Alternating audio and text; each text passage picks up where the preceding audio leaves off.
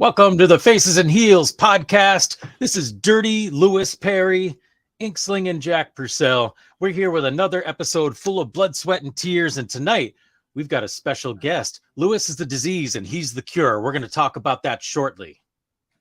Why did you say Dirty Lewis Perry? I didn't understand that whatsoever. I'm not dirty. I took a I took a bath, man. I don't All right. know. And I don't mean in the stock market. I mean, what the hell are you talking about? And Greetings. yeah, that's not funny at all. I I'm don't sorry. know. I'm sorry. Eric Hunting says, "Good evening, gentlemen." See, Eric doesn't care if you're dirty or not. Yeah, no, I'm not dirty, not whatsoever. Okay. And All right. Sorry. It was a bad judgment call on my part. yeah, you are a bad judgment call. Where's our guest? He's late. He's going to be coming on shortly. The man's a champion. He's got things to do. Just calm down. Oh my God. Right? Calm down. Yeah. He ain't a champion for long. Whoa, well, we'll have that JD Drake, man. My buddy at JD Drake. I don't, yeah, that's what's going to happen. It's not going to be your buddy long if you keep calling him JB. I didn't say he was my buddy. I said JD, not JB. Oh, okay. All right. Hey, look at the ticker on the bottom. What's the ticker say?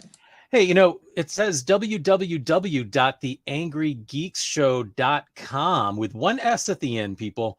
That's where you can come and join us live. That's where you can get access to past episodes of both the Angry Geeks and the Faces and Heels podcast and get a double dose of this mug over here. And you can get merch from Faces and Heels. You can get merch from Angry Geeks. You can get prints from this guy. You can get prints of the girls, well, of Jamie, and you can get exclusive content. Now, you don't know what the exclusive content is, but you got to go there and sign up and get it. And then that's a hot link there to go to Jamie's website, a hot link to go to Jack's Patreon and get Jack's Inc. It's all one big giant network right there. So head on over and get some stuff because the holiday season's coming. And yeah, and Eric says he has the illness to the cure. You're the disease. I'm the cure. Yeah, Stallone. Yeah, Stallone I love is Cobra. an American. That was such a great movie. I know, wasn't it? I have the whole soundtrack in my playlist, but the soundtrack's amazing. Like I used to listen to that all the time at the gym. That was one of my workout. Yeah, and not only I mean, what was it? Gloria Estefan and her.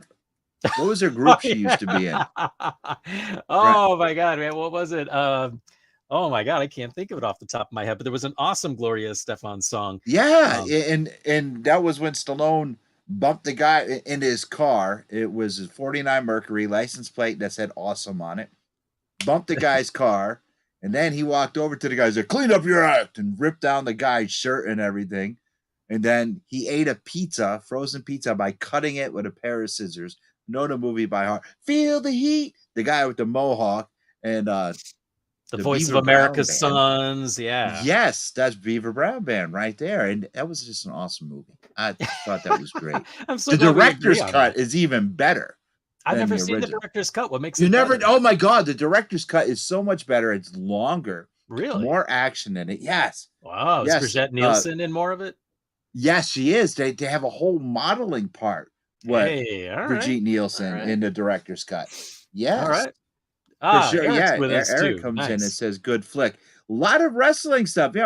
Jamie's gonna pop on because she's gonna be watching us and say, "Hey, you guys supposed to be talking wrestling. All I hear is Lewis talking about Stallone." I'm gonna get yelled at again because she's gonna pop in and say something. Because last time we were supposed to be talking about wrestling, we were talking about Green Arrow. Do you remember that? I remember. Yeah. But you know what? We could talk about whatever we want. How about that, Jamie? You are not fit for this game. No, that's exactly what Jamie's going to say. And I don't want to get yelled at. She yelled at me enough. Okay. So anyway. Monday Night Raw last night? Did you watch? I was watching it before I came on here, and I got all the way up to Io Shirai, because I don't want to call her Io Sky, because it makes me cry every time I have to call Io Shirai instead of Sky. Yeah. Okay. Well, because she is the genius of the sky. She is. Yeah. I know. She's the apple of my eye. I got as far as her match before she killed Dana Brooke. It's like, goes, we all know she was going to kill Dana Brooke. She's just crying about that belt. But I thought it was real funny that Nikki Cross took the belt and threw it in the trash. That whole bit was hilarious. But the whole thing of taking a 24/7 belt and making it a women's intercontinental belt is kind of ridiculous. But they could use another single championship for the woman. They could use I think it'll be good. I think it would be okay if they did that. Oh, and our guest is here, Jack. You want to introduce? Absolutely. Eric Hunting says beside the trash, not in. She didn't make it in. Whatever. Details. Details. So anyway, Jack. All right. Go ahead. Go ahead with your crappy introduction. Crappy introduction? Like what? Yeah, because you suck at it all the time. You can't. You never pull off your introduction whatsoever. You can't do it. It's really some real negative shit right there. Well, no, of course it's true. All our guests say it. They just don't. Afterwards, they all contacted me. All right. Well, hey, I don't want to get in trouble with any of our guests, so I'll try. I'm sure Lucas is going to tell me Friday night after the show. He's going to say, Jack is a nice guy, but he sucks at doing introductions, and I'm just going to have to tell Lucas. I'm going to be like, yeah, I know. I'm going to. You may not even get that far in the conversation. Don't flatter yourself. As soon as he finds out who you think is going to win the world title match, shut up. Introduce him. All right, listen, I already told you guys Lewis is a disease. We know this. That's how we got started talking about Stallone. And our guest is the Cure, who, in my fan opinion, is at an all-time high in his career. We'll see if he agrees. But we have the Blood, Sweat, and Tears champion, the Cure, Lucas Chase. Hello. Nice pop. Nice pop. Lucas, whatever Jack was telling you about JD Drake and myself, no, it's a lie. He's lying through his teeth. He lied like a rug.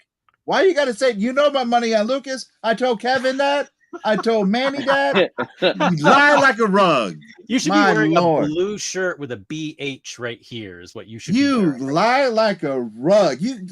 I talked to Kevin today, and I said, Kevin, that Lucas is going to retain, and I told Manny that too last week when he was on. Well, that's actually very correct, and I am going to retain. So whatever pick you had before, at least you're making the right decision now. And I do have to say, Jack, man, that was a hell of an introduction. I appreciate that. Big Popski. Oh yeah. Yeah, Lewis. And I run the soundboard, just so you know. And Eric says flip-flop. No, I'm not going to wear flip-flops. I'm not. Manny wants me to wear something outlandish, Angry Geek style. So no flip-flops. I have to wear something outlandish. All right. Well, enough of what you're wearing. Let's get to our guest, Lucas. So, Lucas, thank you so much for being here with us. It's a thrill to have you here, especially, like, in my opinion, at a real peak in your career right now. I mean, just this weekend is crazy. Like tonight, we're going to see one of your matches from AEW that I got to see you at Mohegan Sun in Connecticut. And then we got you defending the belt against JD Drake on Friday night at Blood, Sweat, and Tears. You're the champion. And then making your debut at Blitzkrieg Pro on Saturday.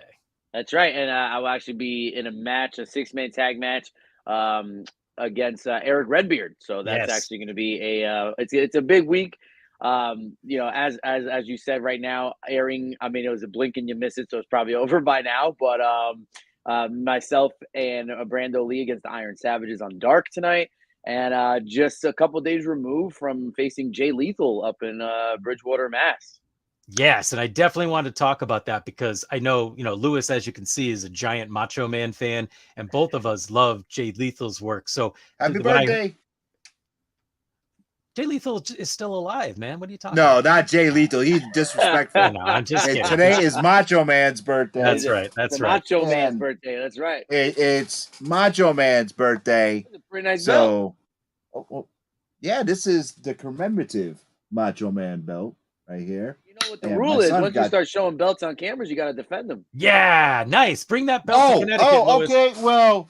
Well, you see, we got the Angry Geeks belt, and we got the Macho Man belt. I'm 2 Belt Lewis, and I defend it every week when I'm broadcasting.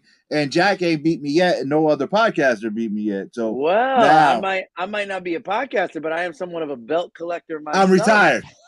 Okay, all right, fair enough. Good timing. Didn't come a minute too soon. That was a great career. Good job. I'll see you Friday night. No. You will. Yeah, as you're running ahead, out the Jack. door, there'll be dust kicking up in the air. A Lewis-shaped hole in the door there. That's right. Yeah, exactly. You know Lewis. So we're thrilled to We have met you once on or here. twice. No. And we've seen you all over the place, and it's unfortunately I have not made it down to a Blood, Sweat, and Tears show. So some of our listeners, we had Harry on last week, so some of our listeners who weren't familiar with the brand learned a little bit about it.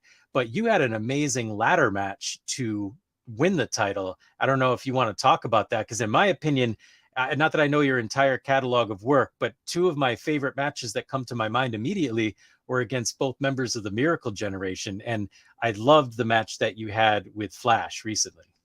Yeah, so I'm very, very happy with that match. That mainly because I won. You know, that's always a good thing, is to win.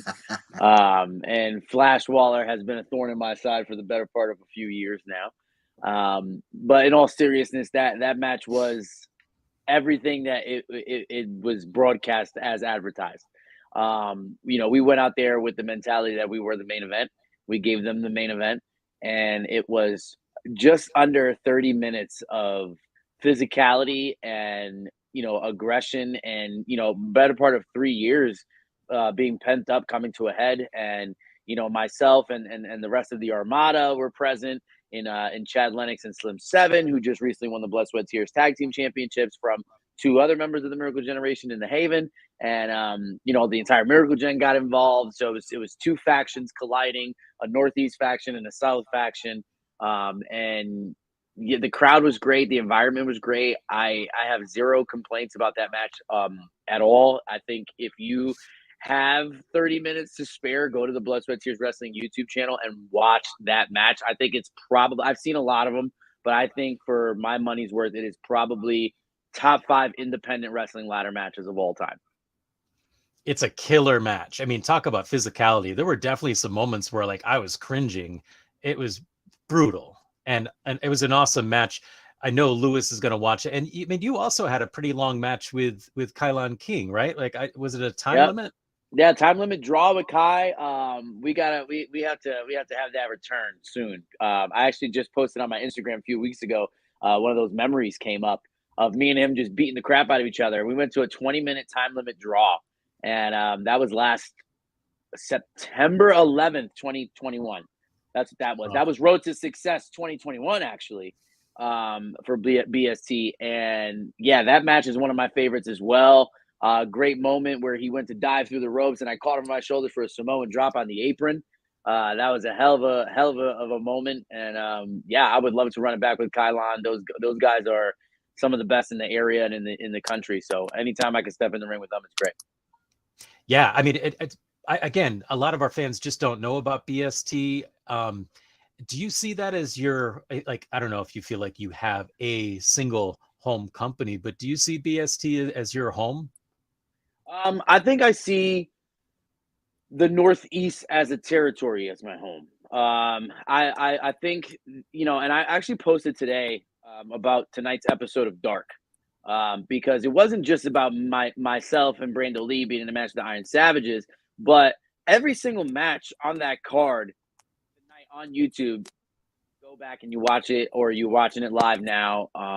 You know, you are going to see in every single match some of the top tier talents in the entire country, and every single one of them are from the Northeast. You have myself, you have Encore Moore, you have Victoria's Brett Ryan Gosling, you have Channing Thomas, Teddy Goods, LMK, Waves and Curls, you know, Mike Magnum, Arjun Singh. You have so many people from this territory that are getting that breakthrough shine right now, and it doesn't go unnoticed.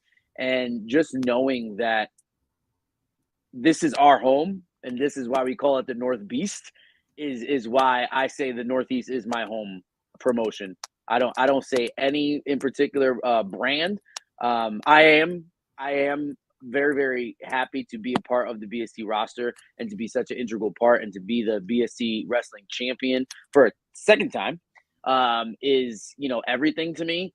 But working with PAPW, working with Tester Strength, working with, Wrestling Open and working with Blitzkrieg now, working with New World Wrestling Extreme, Top Rope Promotions, etc. The list goes on and on. I don't think any of us work in the Northeast Territory put ourselves in a home promotion because we're all riding together. Yeah, I mean, and you're building a brand. Yeah. And a lot of people say like with independent wrestling, and I always get looks, but everybody says that the territories are dead. But I think the territories are the independent wrestling promotions of today. I think those are the territories, because if someone was to come up here and they were to watch any card from any promotion in the Northeast, and I'm talking the top tier promotions, all the promotions I mentioned, plus a few more, you got your Beyonds, your Chaotix, the top of the line, NEW, etc. If you were to come over here or you were to log out to IWTV and take a gander at any show, you could literally put it on random spin. You pick an absolute banger of a card. You're going to see Alec Price. You're going to see Danny Miles. You're going to see JT Dunn. You're going to see literally the top talent in the entire country. And I'm not taking anything away from any other territory or any region in the country, but the Northeast is different. The Northeast is built different. And I liken the Northeast to that Attitude Era roster where everyone was hungry to be on top, but we don't cut each other short at the legs and we don't cut each other's water off. We make it so that each and every one of us is pushing the other ones to be better, because every single time out, no matter who's on the card, no matter what the match is, we're going out there to steal the show. For sure. Eric Hunting comes in and says, Northeast is a melting pot. And that is for sure. I mean, you guys. And I'm the stick that stirs the drink, Daddy. What's it like working with Honest Abe? Honest Abe. I've worked with him and Marcos a few times, and every single time is an adventure. I gotta say, Honest Abe is one of the best managers in the game. A very, very lost talent and lost skill to be an actual manager, and he does it better than anybody I've seen around here. For what my money's worth, for sure. Abe's great. Yeah, the first time you and I actually interacted in person was not at the last BST show, but the one before.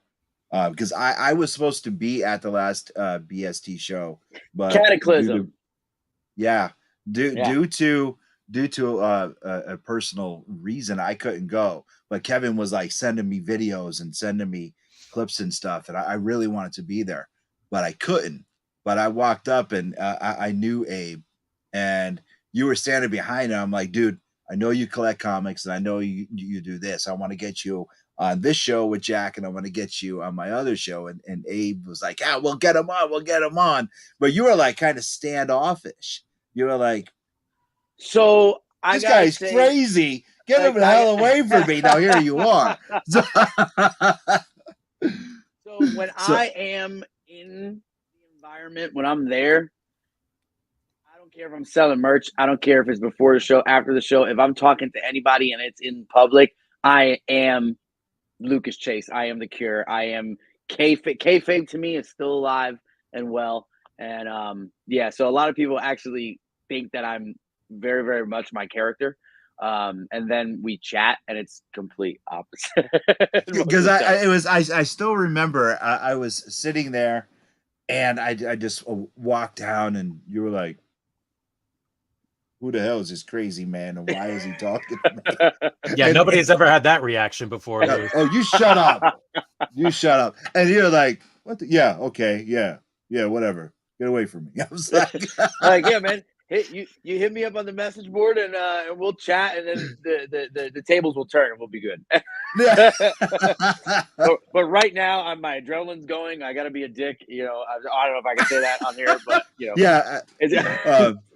There's a lot of editing for me. That's all before we put you on TV. Thanks a lot. I appreciate it.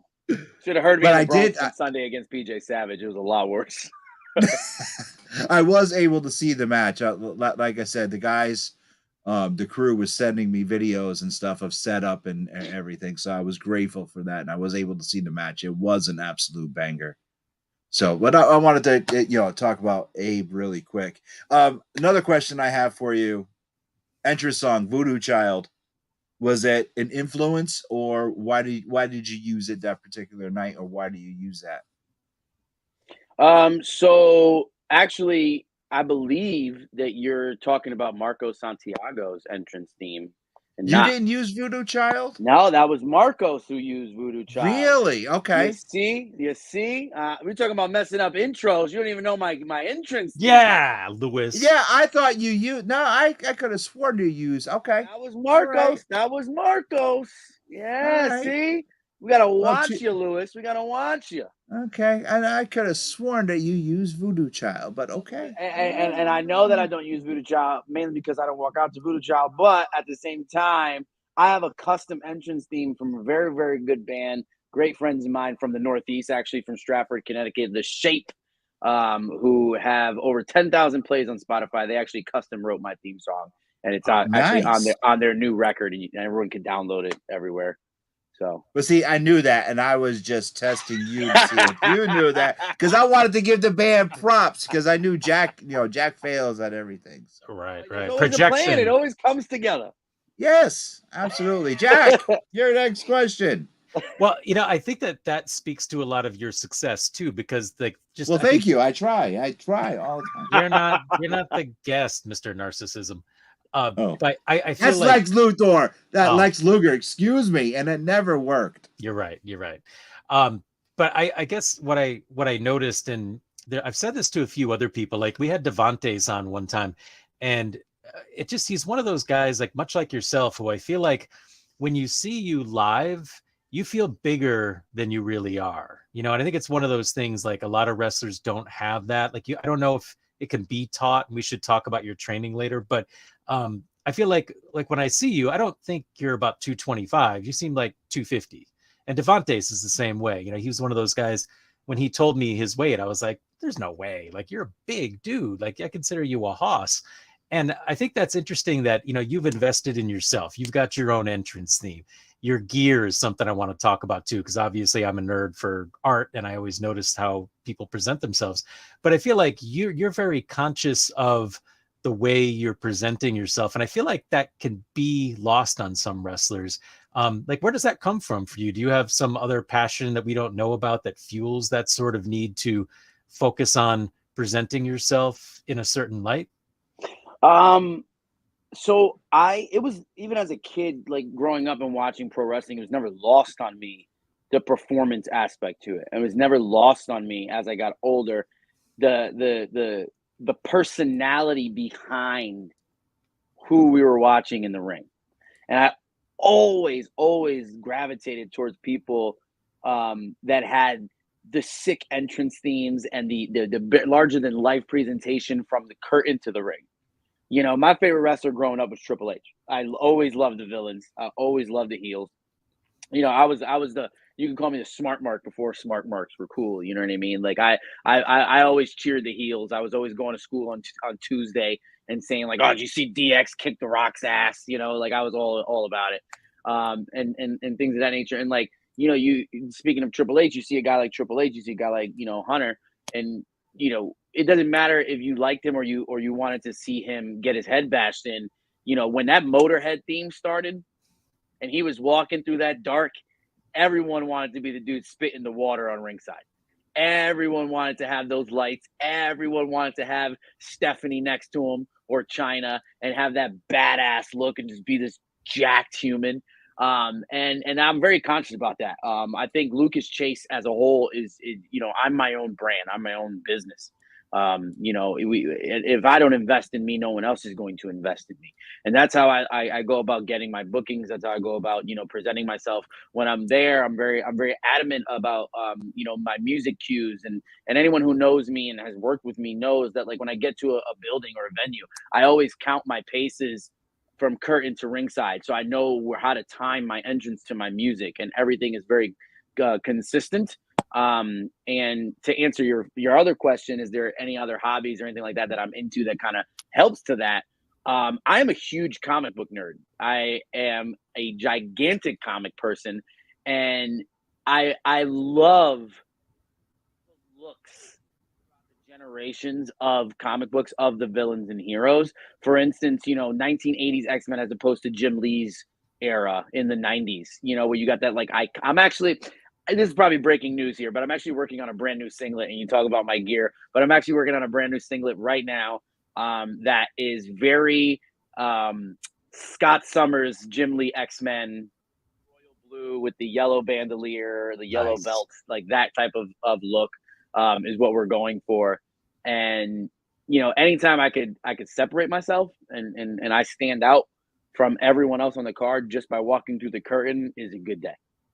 You buy your comics at Alternate Universe, don't you? I sure do. I've been a Of very course you do. long Why? time Because I customer. see you there when I'm there. I walk in, I mind my P's and Q's, I look for what I look for, and I hit the hay. I'm out of there. I know you've seen me there many times with the Yes, yes. camera. I actually A went big shout out to Eric. to a huge shout out to Eric at Ultimate Universe Comics. I moved up here from New York when I was 14, and that was the first comic book shop that was like within the bus route to my place in Fairfield, Bridgeport. And I've been going there literally for probably almost 20 years now, which it sounds insane. But yeah. That's awesome. Eric's a great guy.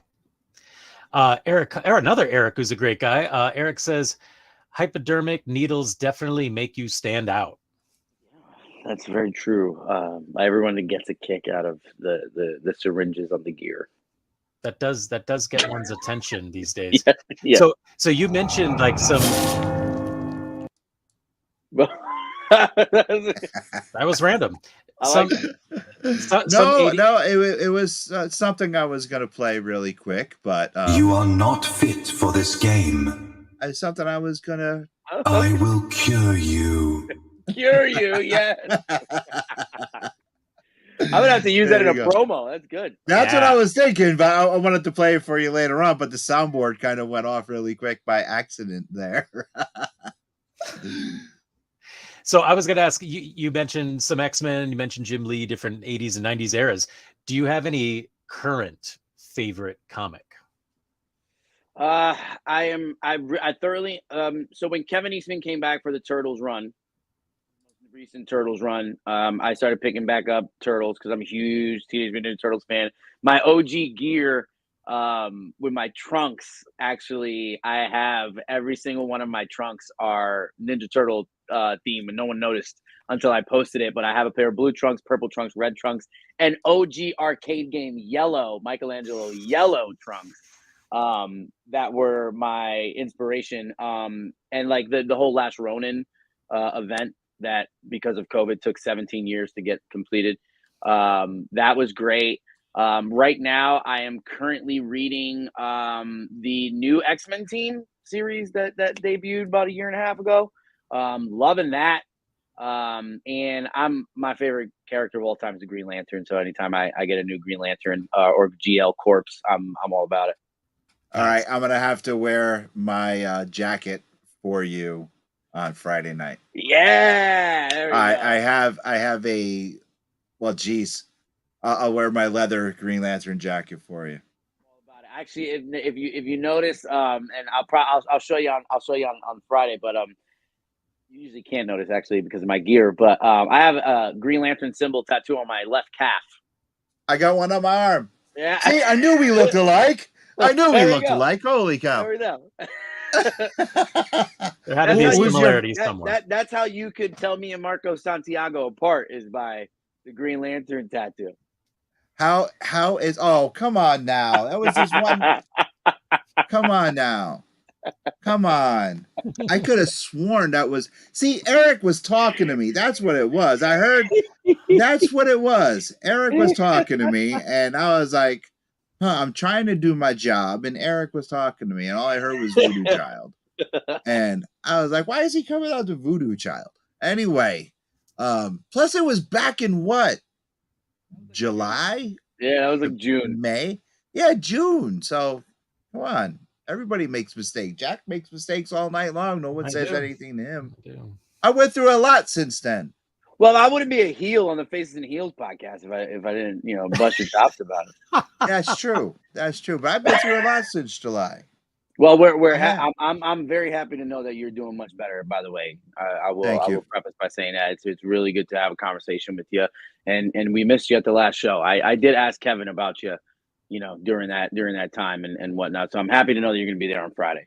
Yeah, I will. I will be there on Friday. So, thank you for the kind words. I appreciate it. Absolutely, you get to see me kick But- JD Drake in the teeth. So I'm looking forward to it. he is too. A question that I have been asking lately, as of late. What was it like the first time you walked out and someone held up a sign with your name on it?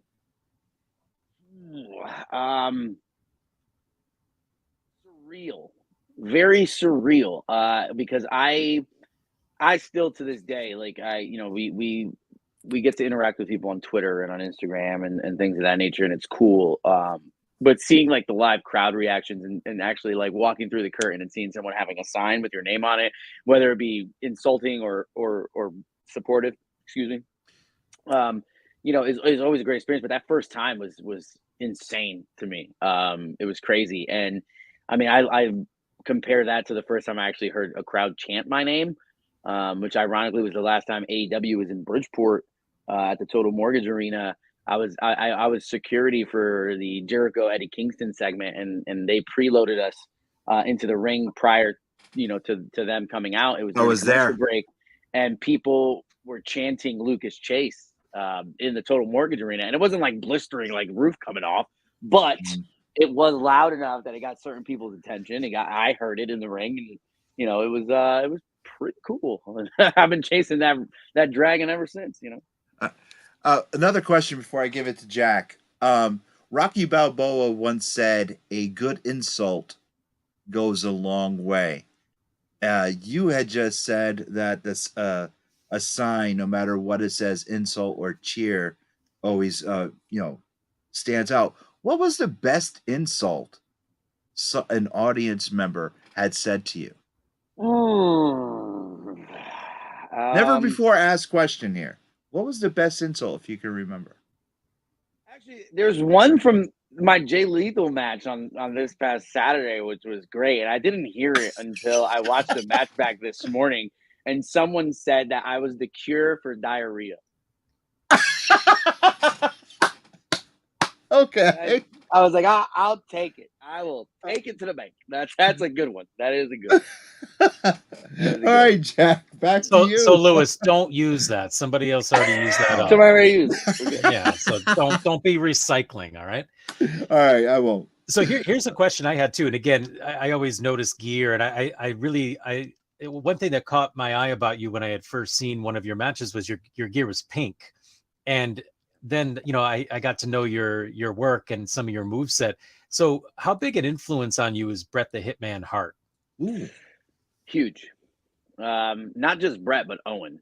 I think Owen more so than Bret. And I'm not taking anything away from Bret, but I have studied Owen going back as far as I possibly can remember. I think I was studying Owen without realizing I was studying Owen when I was a kid. And he had such a huge impact on my career and how I present myself and the things that I do in the ring and how I do them too. Is very Owen-esque.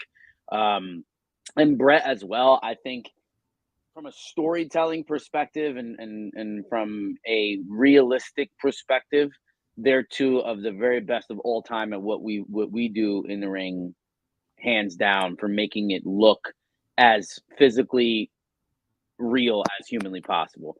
And someone actually just wrote me today that was in attendance at the Invictus show in the Bronx this past Saturday. It was myself versus PJ Savage, and all they said was, "Love the match. The intensity for me between you and PJ stole the show, and it was match of the night."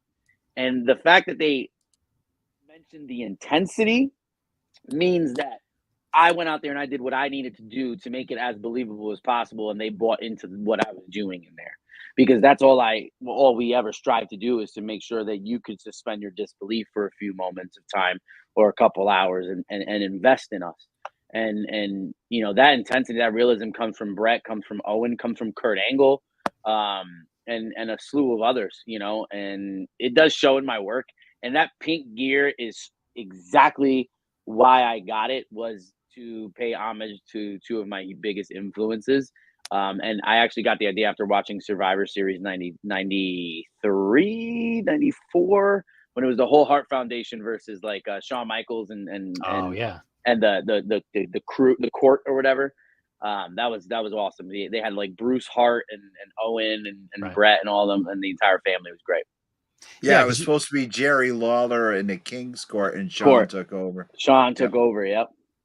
Because you've even got like the black and white running down the side. I don't know how many different, how many different gears you have. That doesn't sound right. But I noticed one of them, like it had like the really obvious black and white design running down the side. And I just thought that was really cool. Because when most fans see you for the first time, I don't think they're thinking Bret Hart or Owen Hart, just the physicality, the size, some of the stuff that you do. They're not thinking guys who are 200 pounds. No, yeah, for sure. And I think that's a testament to like me thinking about my whole package, right? You talk about the presentation, and it's, the Lucas Chase is intensity personified. My goal was always to come through that curtain the way that guys like William Regal, Dean Malenko, Arn Anderson, Bobby Eaton came through that curtain, where you saw those guys and you were like, if I saw him at a bar, probably not the dude I'm gonna mess with.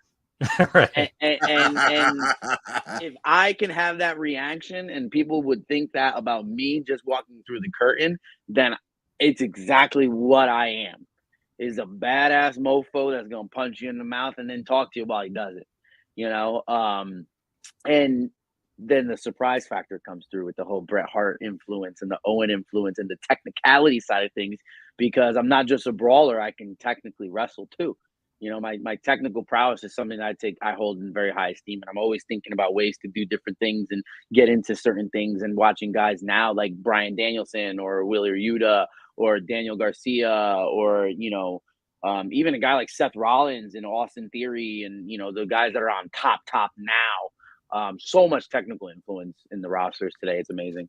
Yeah, I mean, because a lot of the guys you're fighting are walking away with some pretty sore knees, and so it's not like you're just in there ground and pound. You're doing, you're working on a body part, you're isolating the knee, and then you're slapping a sharpshooter or some sort of a hold to capitalize on that. So it's not like it's random. I have three specific leg submissions that I always go to. It's my Texas cloverleaf, sharpshooter, and then the ankle lock. Oh, Eric, you just spoiled my next question. Yeah, and I've seen you do all three of those, but I was trying to surprise Lewis with this because I don't think he's fully aware of your training.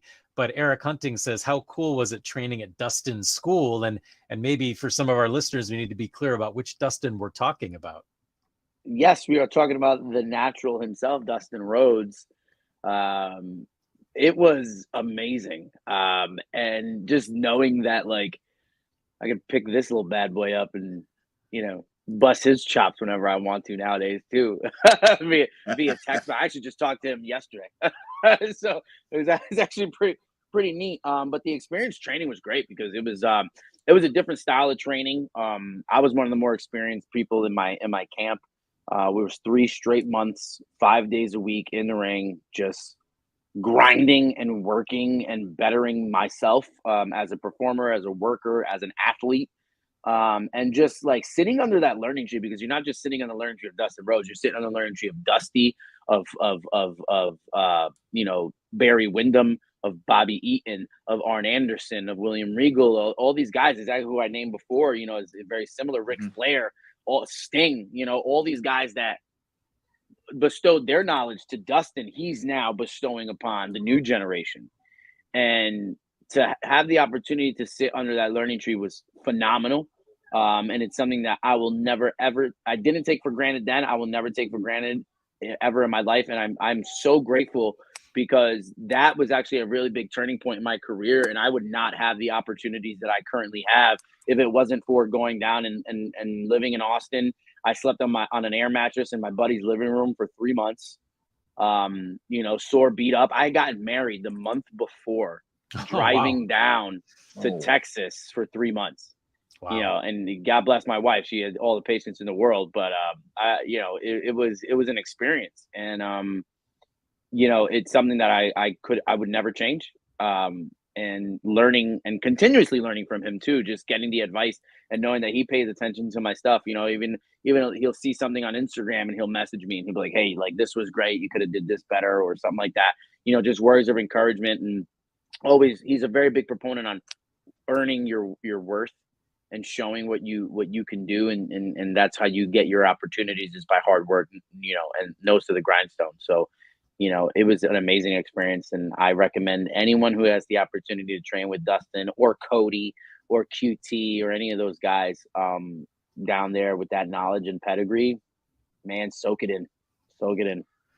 Yeah, absolutely. I mean, I don't know if you're familiar with Zenshi's work, but I had done some artwork with him, and he wrestled in MLW for a bit, and he would always talk about AR Fox and the training that he had with him.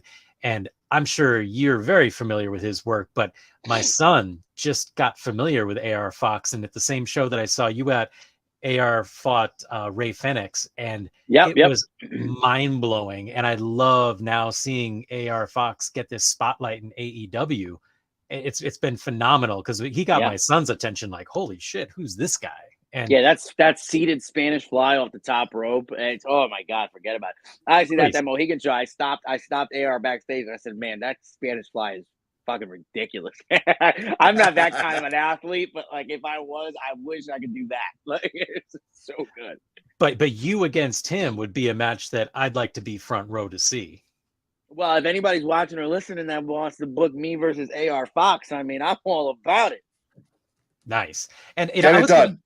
I was going to ask you a question before. I was thinking about some things I wanted to be able to ask you. And initially I was thinking like, were you nervous when you were in front of three big companies? We talked about territories and everything. And, you had an opportunity to showcase your work in front of not only Blitzkrieg, but Limitless and with Pro Wrestling Grind, who I consider to be three of the top promotions in the Northeast.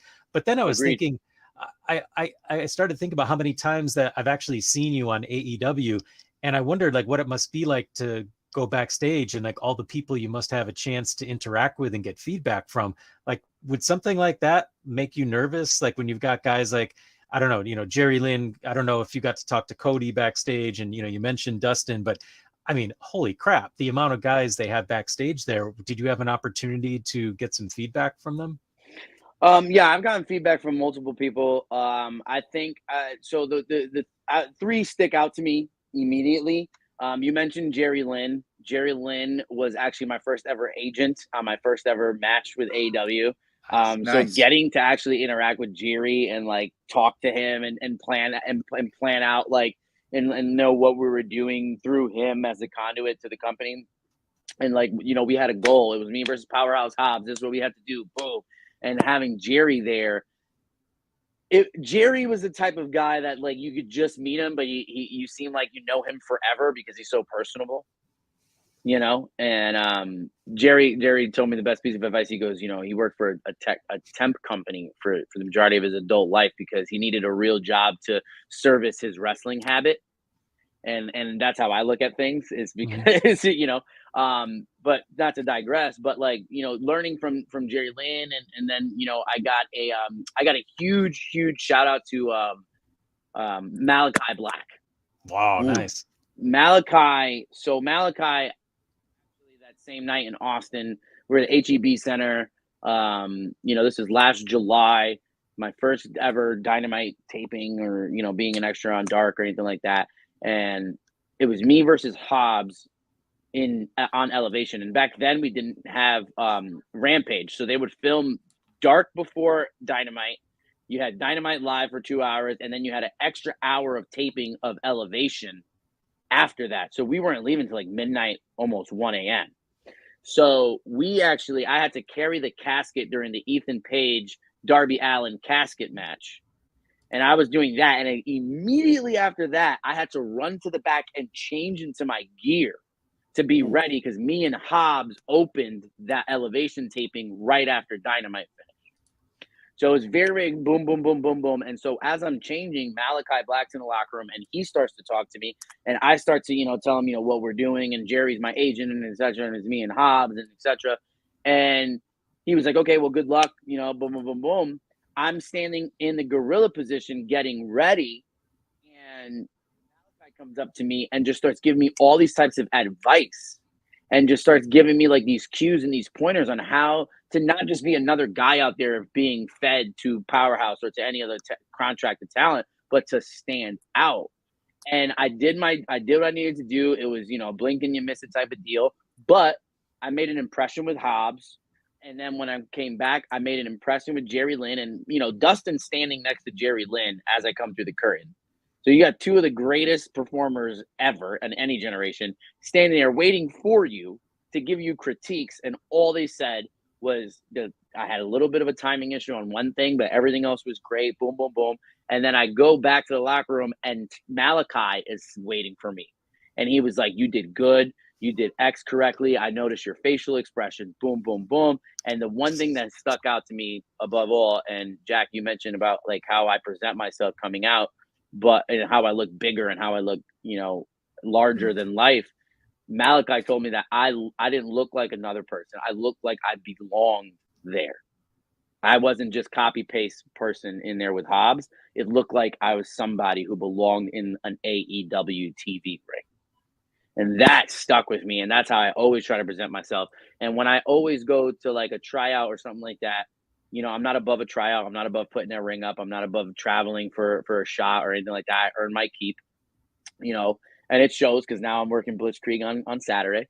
And doing all these things is essential because of the nervousness. There's a quote from Jeff Hardy that I'll never forget. And it was you know, people always ask me if I ever get nervous before I go to the curtain. And every single time, no matter how many matches I have, I always get nervous because if you're not nervous, then there's no payoff. And no matter if it's a small indie company with 15 people there or it's AEW with 5,000 in attendance, I wrestle exactly the same way, as hard. I work as hard. I take it as serious. It doesn't matter. Yeah, I mean, it shows. That's one of those things. Like you can sense sincerity and passion. You know, it's like why people in teaching, I always tell people, don't go into teaching high school if you're afraid, because if you're scared and kids sense fear, you're done. You're like a shark in bloody water. And I mean, it's the same thing. Like when I saw your work at Blitzkrieg for the tryout in front of those three companies, it was awesome. You know, like there were some guys who felt like, you know, it seemed like there was some trepidation there. Maybe they were nervous, whatever. But, you know, you and Pedro, you know, there's a few guys who I was like, oh yeah, like these guys totally belong. They know where they are and they know who they are. So I feel like that's something that you're just coming to the product with. And I'm really looking forward to seeing you and Eric, as well as, of course, Jeremy and Perry mixing it up on Saturday. Yeah, it's gonna be great. I can't wait. And that Eric Redbeard match was kind of thrusted upon me. I thought I was just gonna get, you know, a singles or a tag or something. And then, you know, Blitzkrieg contacted me. They're like, "How do you feel about getting there with Redbeard?" And I was like, "Let's go." I did something right. You were I was told back in the spring that I'm not to make it about me or our network or anything, but I was told that our network, let's just say that the Angry Geeks network, was a spot of green in a sea of yellow. And I feel that's what Malachi was saying to you. You stood out in a entire sea of yellow as that spot of green, and everyone saw you. So all the other guys that were copy and paste, they were the yellow, and you were that one spot of green. That's why you stuck out. That's a phenomenal analogy. I love that. I love that Thank a lot. You. Yeah, they said that about our network, right, Jack? And that's what I'm saying to you right now. That's what they said. They saw the sea of yellow, and they saw you, that one spot of green, and that's awesome. Yeah. Yeah, I didn't even look at it like that. That's awesome. That's good stuff. Well, it's funny too, because like I've said this to a few people before, and I have a son who's 15 going on 20, and he goes to a lot of the Blitzkrieg shows, and he'll point things out to me just from a young 15-year-old perspective. And he said to me on the way home from one of the shows a few Blitzkrieg shows back, he's like, I don't understand the guys who just come out in the black trunks and just look like all the other guys. It seems like a wasted opportunity. And I was like, yeah, like it is. It does seem like that. And I'm not putting anybody down in particular, but I do feel like that's one of those things where it feels like you've got this investment all the way around. And it comes, it's got to be just part of who you are, but also from experience. And the one thing that we didn't talk about was how many years of experience you have as a professional at this point right now. So it's a little muddy in the water with that answer.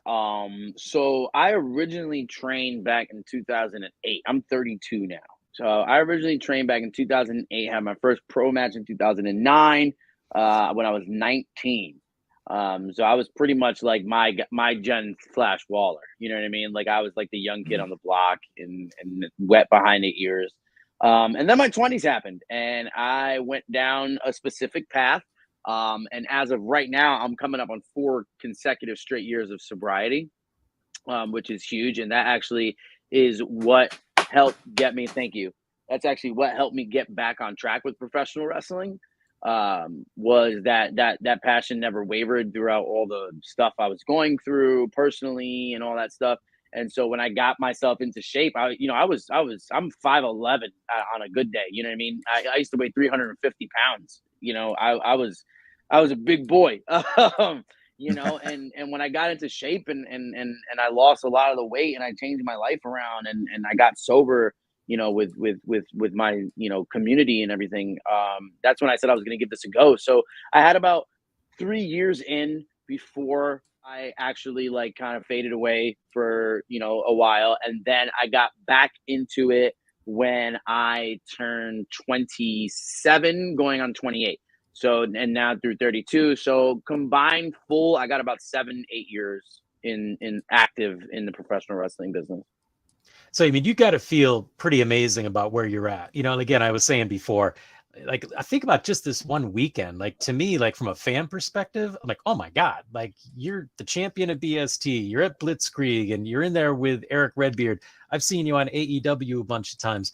So having said all that, and, there's many other accomplishments that we can't get into all of them, but like, where do you, I don't, again, assume that you think this way, but for 2023, for instance, do you have any goals or is there a place where you see yourself at? Yeah. So this year, you talk about this weekend, but like this year itself, I think has been a proving point on me pushing myself, professionally and personally, with my goals, because I'm very heavy enthusiast in fitness too, coming from someone who lost over 100 and X amount of pounds.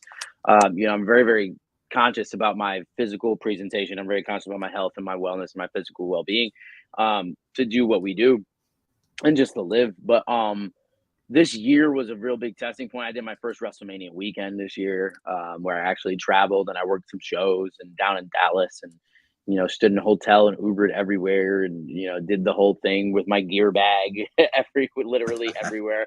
I remember sitting in a coffee shop and I in Dallas and downtown Dallas and I had my bag with me. And like, I opened my backpack to get my wallet and like my mask was sitting on top and like for my entrance gear. And like this lady like was like staring at me. Like I was just like this weird guy with like Halloween mask in his bag in April. I'm just like, don't worry about it. I'll just give my cortado so I get the hell out of here. Now it's weird. Big coffee enthusiast as well. Shout out to my guy Richard Holiday. We're 2 big coffee junkies.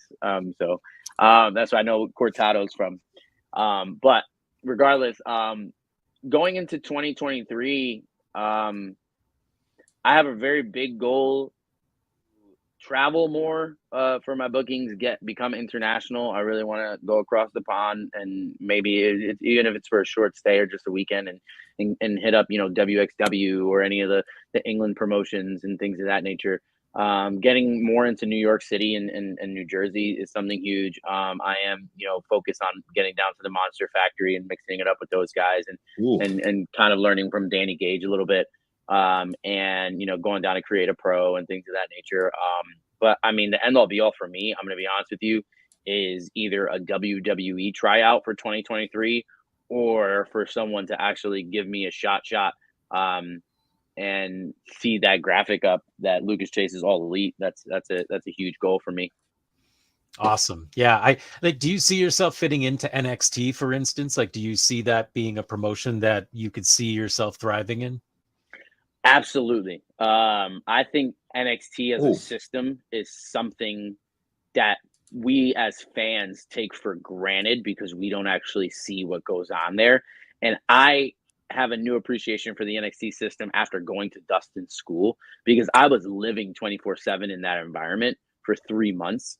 And if I was living 24/7 in that environment in Florida and getting paid for it, I think my career would be on the better end. Even if you got released, even these people that like get signed, they're in developmental, they wrestle on NXT and then they get released. Like, so many big opportunities come from that. You're now officially a former WWE wrestler.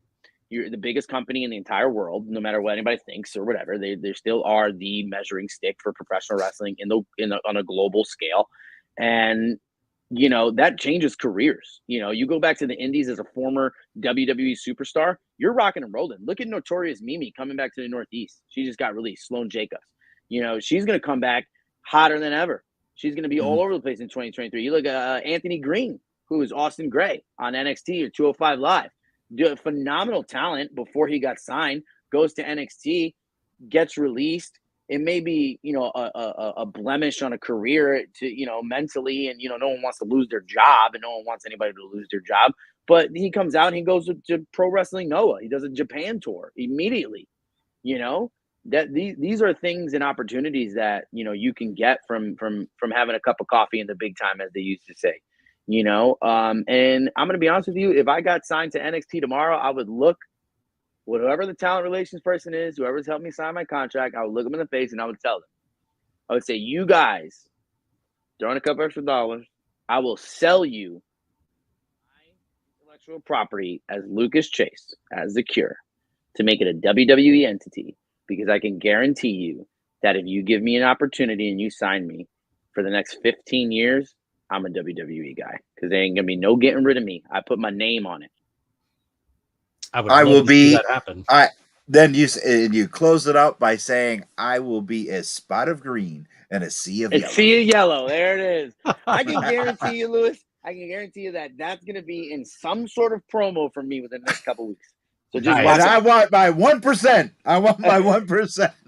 You can have the hot dog I get from that show. Don't worry about it. Yeah, the people from Roku will be all over me because they are the ones who said it. They said it about our network that we are. That's what we are, and that's how we got there. So yeah, they are the ones that said it to me. So you can have that. I'll give you one. We are coming up on the hour. So, Lucas, tell everyone where they can find you on social media and where they can find you for autographs, merch, and anything else that they want from you. Yeah, absolutely. So you can find me on Instagram, Twitter, Facebook at The Lucas Chase. That is at The Lucas Chase, depending on what accent you have and where you're from. A lot of people go The, and then they write the letter D, Lucas Chase. I don't know. It's weird. But it's The Lucas Chase. On Instagram and Twitter. You can find me on Facebook, The Cure Lucas Chase. And for all your merchandising needs, you can go to virtualmerchbooths.com/Lucas Chase and find everything that I have to offer on that website. Virtual Merch Booths is an amazing website, not only catering to the professional wrestling demographic and having independent pro wrestlers have their merch stores open on there for a very small, business deal. But they also have a slew of novelty t-shirts. And they have a good catalog of local bands and musicians from the Northeast area that people can familiarize themselves with and get their merch as well.